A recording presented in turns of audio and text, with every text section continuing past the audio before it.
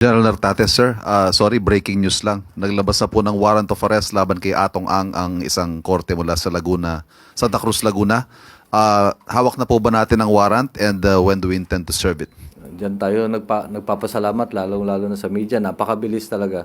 True that warrant of arrest were issued against Charlie T.V.Y. Ang alias Atong Ang at na-receive po or kasalukuyang nagko-coordinate po ang ating police dun sa concerned branch 26 of Santa Cruz, Laguna. And we have some of the personalities subject of that warrant of arrest are actually in custody sa Philippine National Police kasi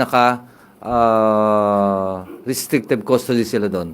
I think there are about 10 or 11 police personnel who are under restricted custody, and they are now being directed to surrender to the Criminal Investigation and Detection Group. And the others, the dedicated teams of the PNP are now on their way to implement the warrant of arrest. Are we anticipating any difficulty with the service of the warrant?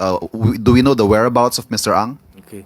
We have certain procedures in implementing warrant of arrest, hindi lang warrant of arrest, at different police operations. This is a implementation of warrant of arrest. Meron tayong procedure and the PNP personnel, all PNP personnel involved are, of course, mandated na sundin ito. At gagawin nila ang lahat para ma-implement. Again, yung whereabouts po ni Mr. Ang, tukoy po natin.